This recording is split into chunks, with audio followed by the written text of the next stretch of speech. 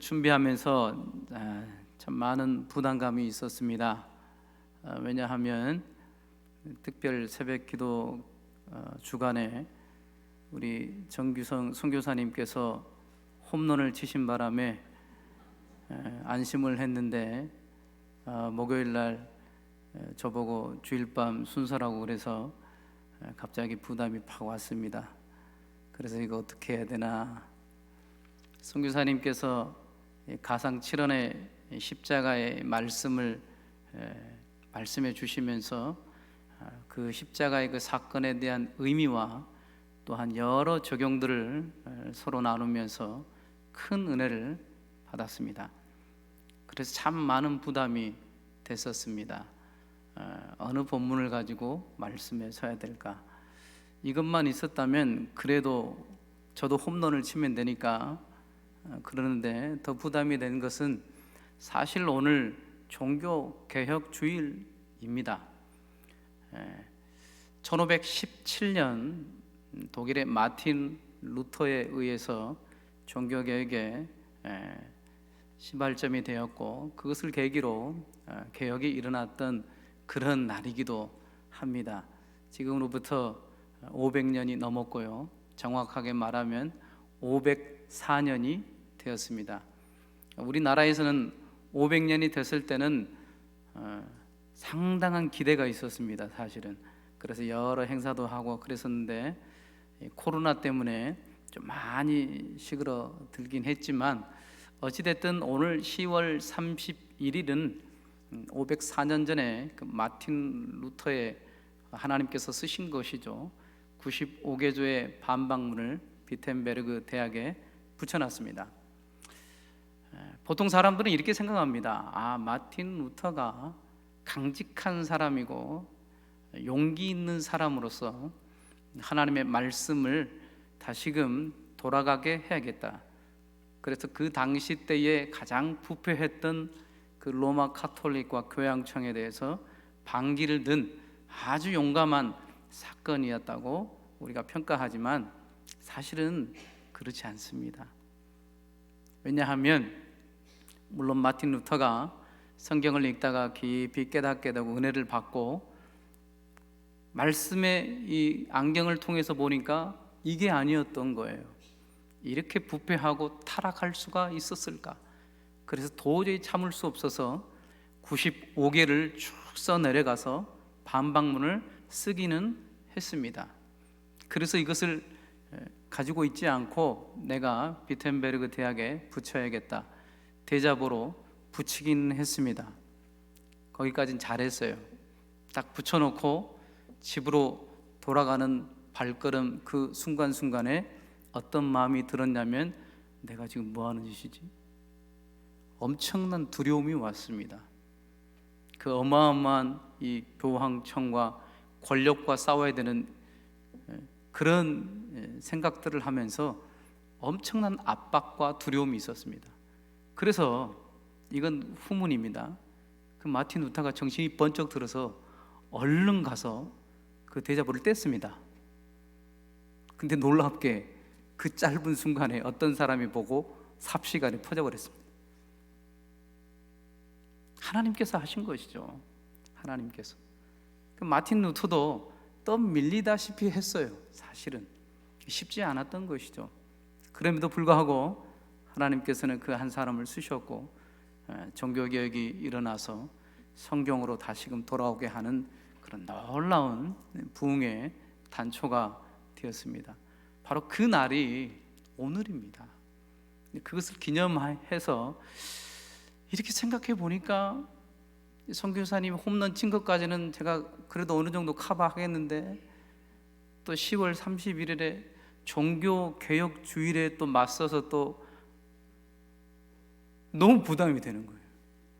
그리고 또 옆에서는 10월달 마지막인데 어떻게 해야 되지? 여러모로 너무 부담이 돼서 목요일부터 밥을 잘 못 먹었습니다. 사실은 부담이 너무 돼가지고. 그러면서 그 짧은 시간에 하나님 어떻게 해야 됩니까? 딱 한 가지 방법밖에 없더라고요. 말로 홈런을 치면 되겠구나. 그건 이제 하나님께서 하실 것이고요. 그래서 여러모로 생각하던 와중에 이 본문을 선택하게 되었습니다. 로마서 오늘 보았던 3장과 레위기 1장, 종교개혁의 기치는 오직 성경으로 돌아가는데 오직 믿음, 오직 그리스도, 오직 은혜, 그리고 오직 영광입니다. 그 모든 것을 충분히 효과적으로 나타내는 것이 그 중심에 그리스도의 십자가 사건이 있습니다. 그래서 이 본문을 선택해서 화목 제물 대신 예수 그리스도, 그래서 이 본문을 선택했고요. 그러면 이 화목 제물 대신 그 예수 그리스도, 선교사님도 이미 가상 칠언을 통해서 그 의미를 쭉 설파하셨는데, 그렇다면 이 화목 제물 대신 예수 그리스도의 이 의미를 어떻게 좀 더 다른 방향으로 좀 설명해 나갈 수 있을까 해서 고른 본문이 레위기 말씀입니다. 왜 레위기냐? 참 어렵죠. 우리 보통 성도들이 레위기 읽으면 솔직하게 말씀하시자면 어떻습니까? 솔직하게요. 은혜를 받고 아멘이 나옵니까? 아니면 졸음이 옵니까? 이것도 아니고 저것도 아닌가요? 우리는 사실 어렵습니다. 레위기가 상당히 좀 멀리 느껴지고요, 아주 생경합니다. 그런데 이제 유대인들에게 있어서는 레위기는 가장 먼저 그 자녀들에게 읽혔던 성경입니다. 왜냐하면 너무 중요했기 때문에요. 레위기서는 제사와 절기가 나오는데 이게 다 뭐냐면 죄인된 인간이 어떻게 하나님께 나아갈 수 있을까? 그 죄인된 인간이 어떻게 하나님을 만날 수 있을까에 대한 그 비결이 제사입니다. 절기입니다. 그렇기 때문에 너무나도 중요하죠. 복음 중에 복음이 구약에서 레위기입니다. 그래서 이제 여러분들께서 다 아시지만 이런 말씀들을 통해서 다시 한번 다음부터 레위기를 딱 펴셔서 읽으시면 감동을 받으시고 이런 의미였구나, 이렇게 쓰면 좋겠어요. 그래서 신약의 말씀들은 설명하는 글이라면 이 구약에 있는 이 말씀들은 그림 언어입니다. 그래서 연상이 돼요. 상상이 됩니다. 제사제도도 마찬가지고 히브리어 자체가 그런 문자이기 때문에 그려지는 거예요. 그림 언어로서 상상하게끔 되고, 이 신약 성경은 그 그림 언어도 된 그러한 것들을 쭉 마치 설명해 놓은 것처럼 그렇게 되어 있습니다. 그렇기 때문에 신약을 이해하고 알고 구약을 바라보면 훨씬 더 이 복음의 충만함을 더 깊이 있게 깨달을 수 있다는 것이죠. 너무나도 중요합니다. 그래서 제가 오늘 이 로마서 3장과 레위기 말씀을 선택하게 되었습니다. 이제 서론은 끝났습니다. 네. 본문으로 넘어가도록 하겠습니다. 그래서 오늘 이 설교 제목은 하나님의 영광에 이르게 한 화목 제물이라, 이 제목입니다. 하나님의 영광에 이르게 한 화목 제물. 그러면 이제 설명을 쭉 드리겠습니다. 하나님의 영광에 이르게 한 그것이 화목 제물이었는데, 그렇다면 하나님의 영광에 이르지 못한 그런 때가 있었구나, 이것을 생각해 볼 수가 있죠. 화목 제물을 통해서 하나님의 영광에 이르게 했다면 하나님의 영광에 이르지 못한 그런 상태에 있었기 때문에 화목 제물이 필요했던 것이죠. 그렇다면 왜 하나님의 영광에 이르지 못했을까? 그것을 오늘 로마서 3장에서는 3장 23절에서는 이렇게 말씀합니다. 모든 사람이 죄를 범하였음에 하나님의 영광에 이르지 못했다. 그 죄 때문에 아담의 죄뿐만 아니고 아담 안에 태어난 모든 사람이 이미 하나님의 이 정죄 아래에 있습니다. 심판 아래에 있는 것이죠. 그러므로 모든 사람이 죄를 범한 것입니다. 그 죄 때문에 하나님의 영광에 이르지 못했다는 것이죠. 그러면 하나님의 영광에 이르지 못한 것이 얼마나 무슨 엄청난 큰 그것이 있길래 왜 이런 말씀을 하느냐? 하나님의 영광에 이르지 못했다라는 것은 무엇입니까? 하나님의 영광에 이르지 못했다라는 것은 하나님께서 만드시고 하나님이 뜻하신 대로 되지 않는다는 거예요.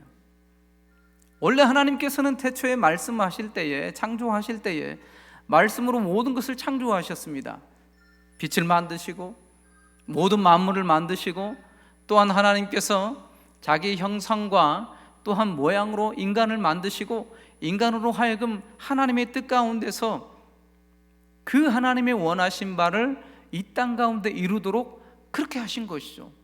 그것이 바로 우리 인간에게는 엄청난 영광이요, 모든 만물 가운데도 하나님의 그 신성의 은혜와 능력이 충만한 것이죠.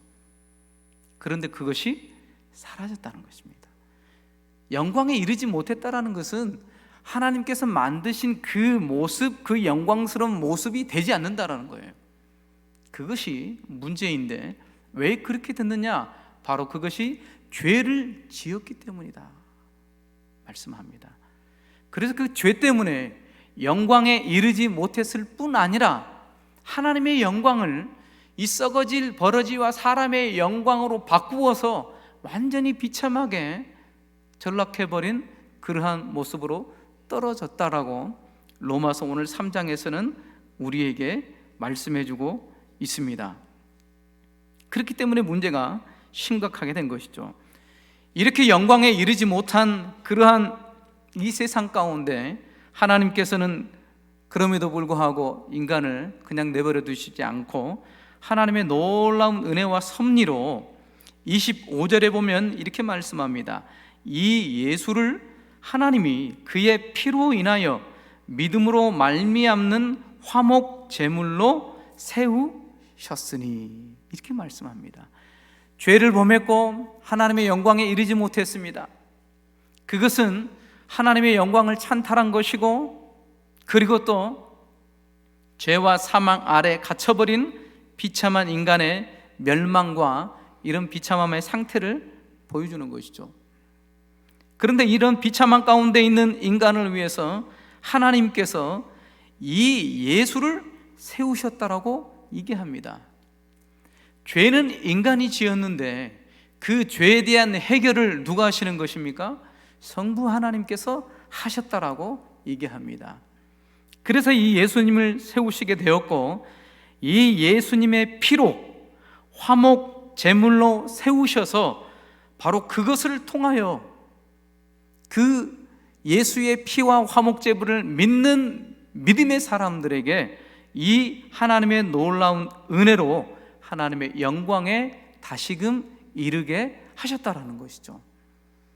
여기서 주목할 것은 화목 제물입니다. 그 예수님의 피와 화목 제물에 있습니다. 화목한다는 것은 쌍방간에 있어서 어떤 문제가 심각한 이 관계 속에서 갈등을 일으킨 것입니다. 적대적인 어떤 관계가 되어버린 것이죠. 마찬가지입니다. 죄를 범함으로 하나님과 인간 사이에 이런 적대적인 관계가 되었다는 것입니다. 그래서 가해자는 인간이고 피해자는 하나님이십니다. 그 가해자인 죄인이 피해자 대신 하나님께 피해를 입혔는데, 어떤 피해를 입혔냐면 무한한 죄를 지은 것이에요. 단순히 죄를 지었다고 말씀드리지 않고 왜 무한한 죄라고 말씀드리냐면, 죄를 지은 상대가 무한하신 하나님이에요. 여기가 문제가 됩니다. 여기가 무한하신 하나님께 대한 죄를 지은 것이죠. 그렇기 때문에 그 가해자에 대한 이 피해 보상을 어떻게 해야 되느냐? 동일하게 무한한 죄책의 형벌의 값을 지불해야 된다는 것입니다. 하나님께서 이렇게 말씀하셨습니다. 아담에게 네가 따먹는 날에는 반드시 죽으리라. 그 죽음은 단순한 죽음이 아닙니다. 영원한 죽음입니다. 영원한 죽음. 그 영원한 죽음은 무한한 죽음이에요. 지옥의 형벌의 고통과 그런 이 하나님의 진노하심의 그 멸망의 불구덩이 속에서 그 무한한 죄값을 받게 된다는 것이죠. 어마어마합니다. 그래서 성경에서는 하나님과 죄인된 인간이 원수가 되었다라고 설명해 주고 있습니다. 이렇게 하나님과 등지고 원수된 이런 관계를 누가 해결해 주셨다고 얘기합니까? 하나님께서 예비하시고 준비하시고 세우신 이 예수를 그의 피로 화목 제물로 세우셔서 그를 통해서 그를 믿는 믿음의 사람들에게 이런 놀라운 하나님과의 화목을 이루게 하셨다라는 거죠.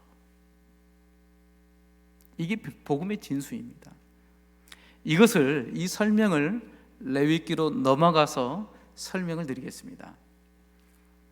레위기에서는 제사 제도가 나옵니다. 하나님께서 모세를 통해서 이스라엘 백성들을 출애굽하게 하시고 시내산에 인도하십니다. 시내산에 인도하셔서 하나님께서 두 가지를 주십니다. 그 두 가지가 무엇이냐면 한 가지는 율법이요, 한 가지는 성막입니다.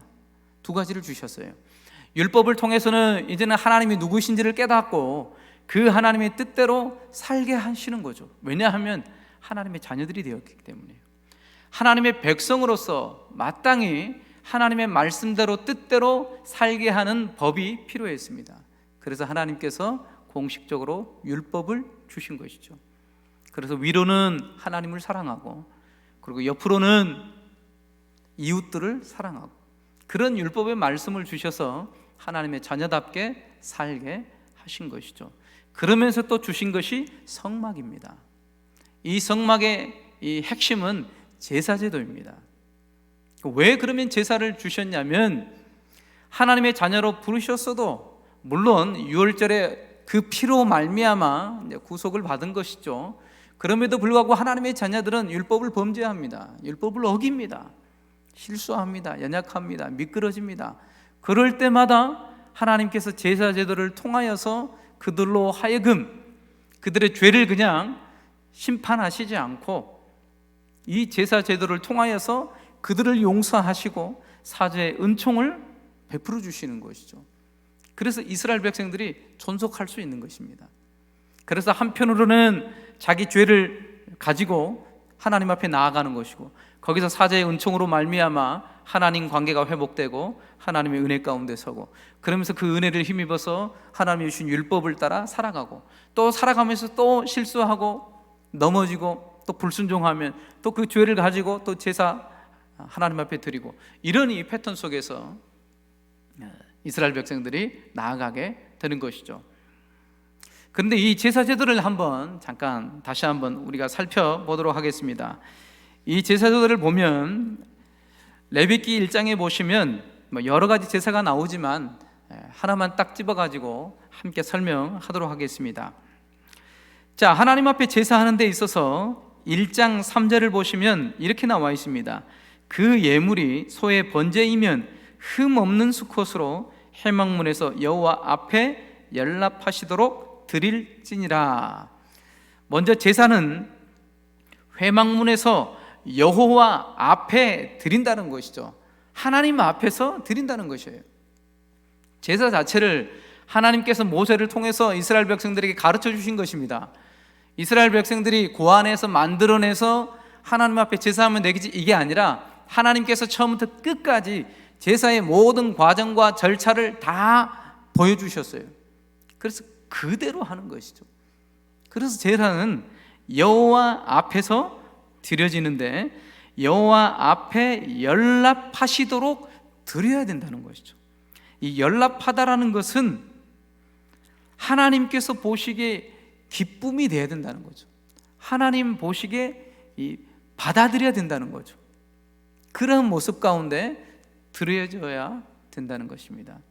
그래서 그 조건으로 먼저는 흠 없는 소나 양이나 염소를 드렸다는 거죠. 첫 번째는 흠이 없는 것입니다. 왜냐하면 완전한 하나님이시기 때문에. 그리고 두 번째는 이 제사의 절차를 통해서 무엇이 필요하냐면 믿는 거예요. 하나님께서 이 제사를 허용하셨고 만드셨고 이런 절차와 과정을 통해서 그렇게 하게 되면 하나님께서 내가 지은 죄를 속죄하게 하시고 하나님과의 관계를 회복하실 것이다라는 그러한 믿음이 있어야 된다는 것이죠. 믿음이 없으면 하나님이 연락하시도록 하는 제사가 될 수가 없다라는 거예요. 그래서 이스라엘 백성들이 생활하면서 죄를 지었습니다. 그러면 그 죄가 있는 그 사람이 소를 끌고 와서 누구 앞에 섭니까? 하나님 앞에 서는 거예요.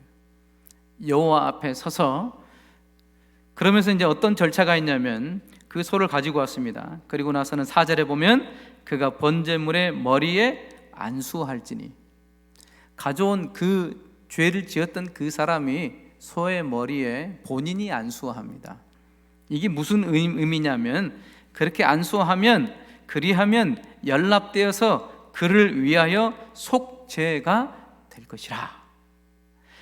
지은 죄는 자기가 지었는데 지금 짐승을 가지고 와서 여호와 앞에 서서 안수를 함으로 자기가 지은 그 죄가 안수를 통해서 그 죄가 누구한테 간다는 거예요? 그 짐승에게 간다는 거죠.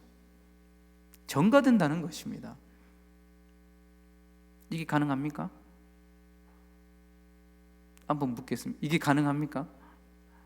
죄는 우리가 지었는데 이 옆에 있는 소에게 안수한다고 이렇게 하면 저희가 지은 죄가 이렇게 간가요?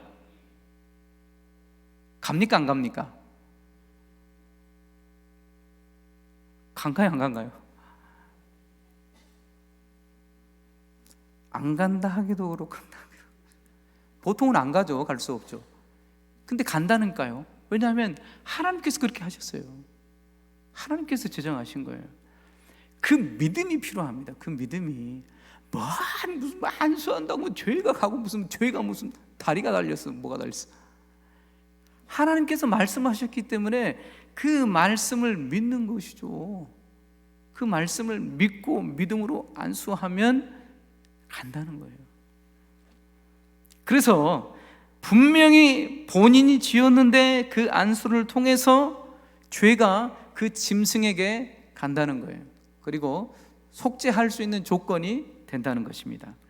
그리고 나서 그 사람이 어떻게 하냐면 5절에 보시면 그는 여호와 앞에서 그 수송아지를 잡아라. 자, 안수하고 그 죄가 이제 전달이 됐습니다. 그리고 나서 본인이 잡는 거예요. 제사장이 잡지 않습니다. 본인이 그 큰 소를 거기서 잡는 거예요. 전 모르겠어요. 안 잡아봐서. 이거 어마어마하겠죠. 잡는데 어떻게 잡냐면 6절에 보니까요, 그는 또 그 번제 희생의 가죽을 벗기고 가글을 뜰 것이요. 그 어떻게 이제 뭐 목을 따서 죽이는지 어떻게 그건 잘 모르겠습니다. 제가 그건 안 해봐서. 아무튼 그 어마어마한 큰 소를 본인이 직접 잡는데 어떻게 잡아요? 아무튼 그래서 죽여야죠. 그 얼마나 그럼 뭐 난리 나겠죠. 그 다음에 가죽을 다 벗겨야 돼요. 본인이 다 해야 되는 거예요. 다 벗기고 그 다음에 토막을 내야 된다는 거예요. 토막을 통째로 하나님께 드리는 것이 아니라 토막을 다 낸다는 거예요. 그러면 지금 살아있는 소를 잡는 거죠. 지금 그러면 그 잡는 그 주위가 어떻겠습니까? 뭘로 가득 찰까요? 피범벅이 될 거예요. 피범벅이 될 거예요. 자기 자신뿐만 아니고 그 주변에 피로 완전히 다 흥건히 젖지 않겠습니까? 그러면서 그렇게 다 하게끔 해요. 그리고 나서 번제단에 올려놓고 제사장들이 불을 거기 붙이게 해서 불로 태우는 것이죠. 왜 이렇게 하는 것이죠? 하나님 앞 제사 한번 하는데 참 번거롭다. 어찌 보면 완전히 이건 미칠 지경이죠. 이거는 자기 앞에서 그 큰 소를 잡고 각을 떠야 되고 피범벅이 되고 이런 무시무시하지 않습니까? 왜 이렇게 하게 하시냐 이거죠. 왜 그럴까요? 왜냐하면 이런 과정과 의식을 통해서 하나님 앞에 지은 그 죄가 얼마나 엄중하고 얼마나 하나님께서 혐오하시는 죄인 것인가를 그 제사의 절차와 모습을 통해서 아주 신랄하게 보여주는 것입니다. 내가 지은 죄가 아무것도 아닌 것처럼 생각했지만 하나님 앞에서 섰을 때는 그 하나의 죄가 얼마나 무한하신 하나님의 그 영광을 찬탈했던 그런 흉악한 어마어마한 죄였다라는 것을 그 제사를 통하여서 실감나게 하는 거예요. 뼛속 깊이. 그래서 원래는 그러면 누가 죽어야 된다는 것입니까? 원래는 죄를 지은 본인이 죽어야 돼요. 본인이. 죄의 값은 죽음입니다. 피할 길이 없어요. 도망갈 길이 없습니다. 하나님의 전능하신 그 눈 앞에서는 어느 한 사람도 피할 수가 없어요. 그러면 죄 있는 모든 누구든지 할 것 없이 죄의 값은 사망입니다. 자기가 죽어야 돼요. 그렇게 철저하게 가죽을 벗겨내고 토막을 내서 불로 완전히 태워서 철저하게 그렇게 멸망당해야 돼요. 본인이 그렇게 해야 돼요.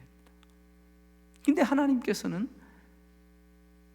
죄인된 인간에게 그렇게 하게 하시지 않고 짐승을 대신해서 하게 하셨다는 것이죠. 그래서 이런 제사 제도는, 이 짐승은 바로 오실 예수 그리스도의 그림자이자 모형이자 예표가 되는 것이죠. 그래서 구약의 이스라엘 백성들도 그 오실 예수 그리스도를, 그 짐승을 보면서 그 믿음으로 구원을 받는 거예요. 놀랍지 않습니까? 정말 놀랍습니다. 그러나 신약의 백성들과 차이점이 있습니다. 그것은 무엇이냐면 구약 백성들은 그것이 일시적이에요. 그때뿐이라는 거죠. 그렇게 짐승을 잡고 하나님께서 보시고 그 조각낸 그것을 탁 불태워서 올라갈 때 하나님께서 흠양하시고, 그리고 하나님께서 죄의 담을 다 열으시고 그 죄인을 받으시는 거거든요. 그래서 하늘의 신령한 은혜를 공급받습니다. 그러나 그때뿐이에요. 죄를 지으면 또 막혀요. 또 제사를 해야 돼요. 이런 번거로움들이 구약시대 때는 있었습니다. 그러나 신약에 와서는 단 한 번에, 단번에 그리스도께서 친히 제물이 되셔서 영원한 하나님과의 화목 제물이 되게 하심으로 우리가 담대하게 나가는 것이죠. 이런 모습을 생각해 보면서 그리스도께서 십자가상에서 고난받고 죽으심의 이 의미는 어마어마합니다. 하나님을 믿을 모든 인류의 죄를 담당하시고 십자가에 못 박히신 것이죠. 이걸 누가 하셨습니까? 하나님께서 직접 세우신 겁니다. 그리고 어찌 보면 하나님께서 인간이 받아야 할 그 모든 이 진노의 채찍을 예수에게 그렇게 담당케 하셨던 거예요. 그 죄의 짐은 이루 형용할 수가 없습니다. 형용할 수가 없어요. 조금 전에도 말씀드렸듯이 인간의 지은 죄는 하나님께 대한 죄이기 때문에 무한한 죄예요. 십자가상에서 그리스도께서 죽으신 것은 그 무한한 죄에 대한 값을 거기서 치르시는 거예요. 가히 상상할 수 없습니다. 이렇게 십자가의 놀라운 그러한 이 대속의 사건을 통해서 하나님께서 죄에 대해서 진노하셔야 되는데 그 진노의 마음을 누그러뜨리시고 부드러운 마음으로 화해를 하시는 거죠. 죄인들과 더불어서. 그래서 그리스도의 십자가와 하나님의 사랑을 느끼기 위해서는 반드시 진노하시는 하나님의 그 공의, 하나님의 거룩함을 반드시 깊이 알고 있어야 됩니다. 그런 진노하심 가운데 우리를 어떻게 그리스도로 말미암아 구원하셨는지 그것을 깊이 깨달을 수 있습니다. 어떤 사람들은 하나님의 진노하심 이것을 싫어해요. 이렇게 표현하지 마라. 하나님 사랑의 하나님이지 무슨 막 진노하고 막 화를 버럭버럭 내고 그럴 뿐 아니다. 그래서 심지어 어떤 사람들은 그 하나님의 진노하심은 표현하지 마라, 그렇게 해버려요. 그래서 인자하신 하나님, 사랑의 하나님, 그것만 얘기해라, 그렇게 얘기합니다. 그러나 그것은 틀렸습니다. 성경에서는 버젓이 나오고 있어요. 이 구약 성경에서만 해도 하나님의 진노하심의 표현들을 580회 이상이나 했어요. 그래서 초대교회 이단이었던 말시온이라는 사람은 구약 성경을 읽어봤는데 이거 도무지 무서워서 읽을 수가 없어요. 너무 두려워서 끔찍하면 진노하셔요. 그래서 이 구약 성경은 성경이 아니다 찢어버렸어요. 이단이 되었지만 그만큼 많이 나옵니다. 예를 들면 노아 홍수 보실까요? 노아 홍수 때 어땠습니까? 온 세상의 사람들이 그 진노의 심판을 받았습니다. 너 가족 8사람 외에는 살아남은 사람이 없어요. 어떻게 그러실 수가 있냐 이거죠. 어떻게 40일 동안 밤낮으로 하늘의 창문을 활짝 열으셔서 진노의 비를 내리신 거예요. 쏟아내신 것이죠. 그래서 다 물에 처참하게 잠기게 하셨어요. 근데 그렇게 하신 이유가 뭐냐? 그 노아 시대 때에 어떤 이유에서 그렇게 하셨느냐면 그 당시에 죄가 관영하였더라 얘기합니다. 관영했다라는 것은 죄가 꽉 찼다라는 거예요. 어느 모로 보더라도 인간의 삶 속에서 죄로 찌들어버린 하나님 없는, 하나님의 영광을 전혀 무시한 그러한 죄된 인간의 삶이었기 때문에 하나님께서 진노의 심판을 내리시는 거죠. 마태복음에서는 이렇게 얘기합니다. 노아 홍수 때의 죄인들의 삶의 모습을 이렇게 얘기합니다. 그들이 시집가고 장가가고 먹고 마셨더라. 그거였어요. 시집가고 장가가고 먹고 마신 게 뭔 죄입니까? 근데 그게 죄였다는 거죠. 일상생활에서 의식주 생활하는 모든 삶 가운데 하나님이 없는 철저한 자기만의 행복, 자기만의 만족, 자기만의 평안, 하나님께서 자기를 지으신 뜻과 목적도 없이 하나님을 거스르며 살아가는 모든 세대의 삶이 믿음이 없는 그런 패역한 삶이었다라는 것이죠. 그 가운데 하나님께서는 거룩하신 하나님이셔서 진노하시고 진노의 불로 그들을 홍수로 다 쓸어버리신 것이죠. 이런 하나님의 진노하심을 우리가 알아야 됩니다. 그리스도께서 왜 십자가에 못 박혀 돌아가셨습니까? 왜 고난을 받았고, 왜 채찍에 맞으셨고, 왜 손과 발에 못을 박으셨고 그렇게 처절하게 죽으셨습니까? 피 한 방울, 물 한 방울 남김없이 왜 쏟으셨습니까? 바로 그것은 인간이 지은 무한한 죄 때문입니다. 무한한 죄를 가지고서는 하나님께서도 우리를 사랑할 수가 없어요. 하나님의 거룩한 성품으로는 반드시 진노하셔야 됩니다. 그것이 온당한 거예요. 그것이 의로우신 것입니다. 그러나 그렇게 하시지 않고 네가 아무리 많은 죄를 지었어도 내가 너를 품겠다, 이것은 맞지 않습니다. 그때부터는 우리가 믿을 신이 아닌 것이죠. 하나님은 거룩하십니다. 죄와 짝할 수가 없습니다. 빛이시기 때문에 어두움이 조금도 없으신 거죠. 그렇기 때문에 그 하나님의 영광을 그르치는 모든 죄에 대해서는 반드시 하나님께서 심판하시고 진노하신다는 것이죠. 그래서 그런 모든 하나님의 진노의 심판을 십자가에 달려 돌아가신 그리스도에게 다 쏟아버리신 거예요. 어떤 사람은 여기를 해석하기를, 예수님께서 십자가에 못 박혀 돌아가셨을 때 하나님은 뭐 하셨나? 어떤 사람은 이렇게 표현을 해놨어요. 본인도 너무 마음이 안쓰러워서 얼굴을 다른 데 봤을 것이다, 그렇게 얘기하는데 절대 그렇지 않습니다. 하나님께서 직접 진노하셔서 진노의 채찍으로 심판하신 거예요.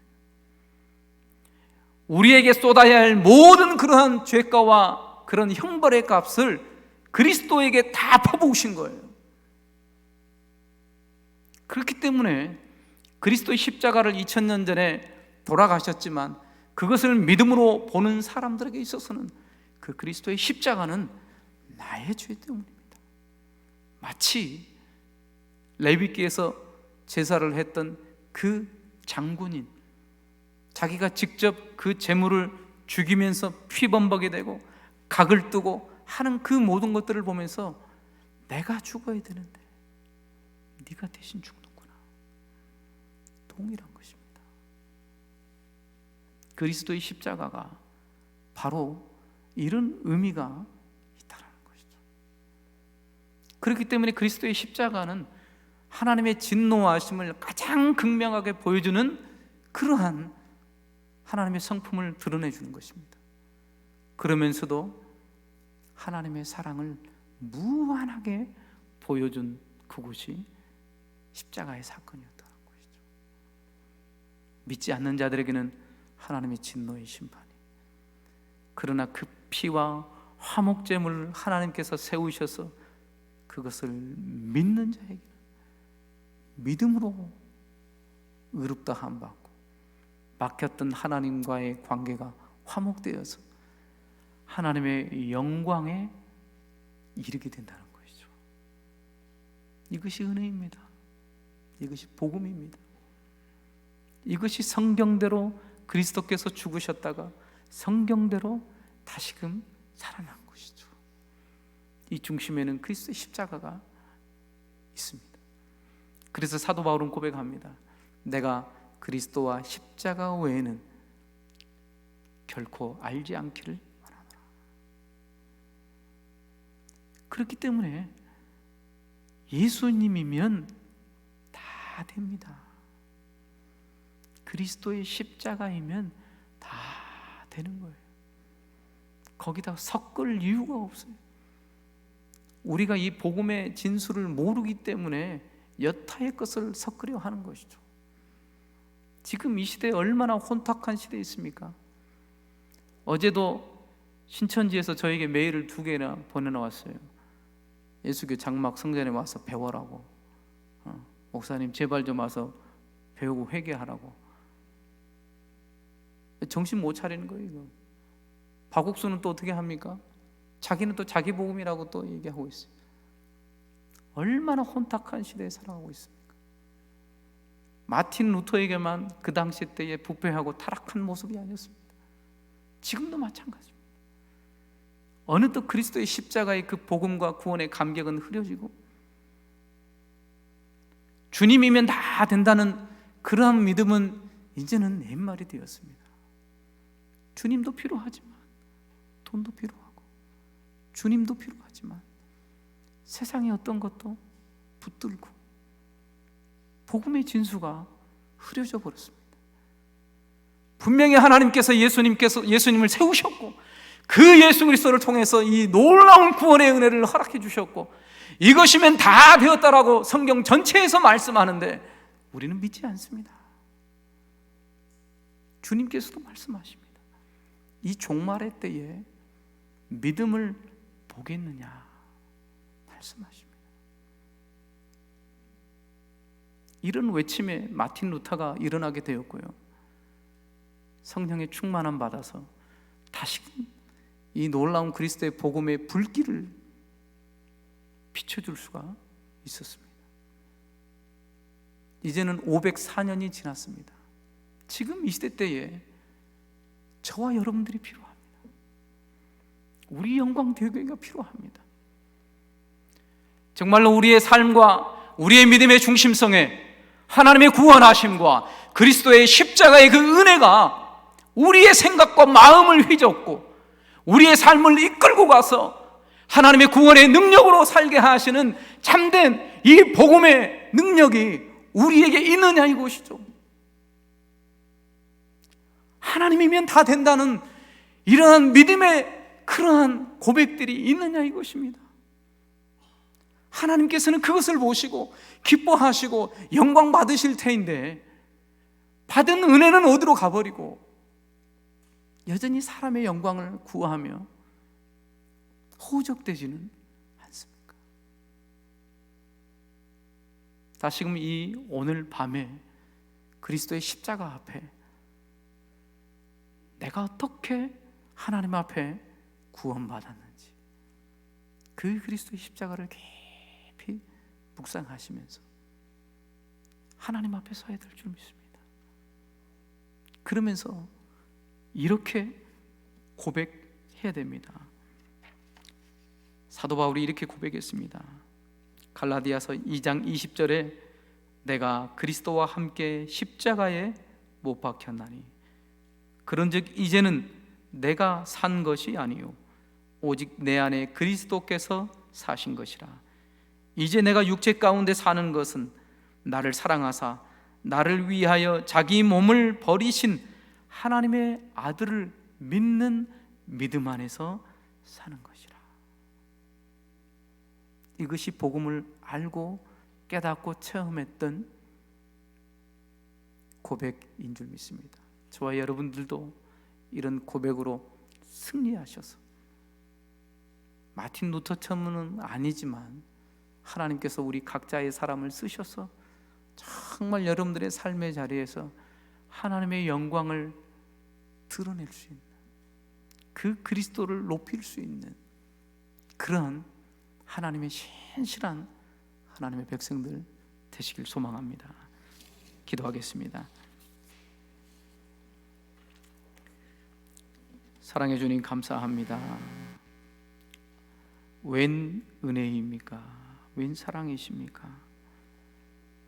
하나님, 우리가 지은 죄로 말미암아 처절하게 죽어 마땅한데 하나님의 영원하시고 무한하신 진노의 심판을 받아 마땅한데 그런 우리를 하나님 긍휼히 여기사 그리스도의 놀라운 피값으로 말미암아 우리를 속죄하시고 더 나아가 하나님과 화목하여 이제는 주님을 기뻐하며 먹든지 마시든지 무엇을 하든지 하나님의 영광을 위하는 삶을 살게 하심을 감사합니다. 이 십자가의 은혜가 헛되지 않게 하여 주시옵소서. 우리를 사용하여 주시옵소서.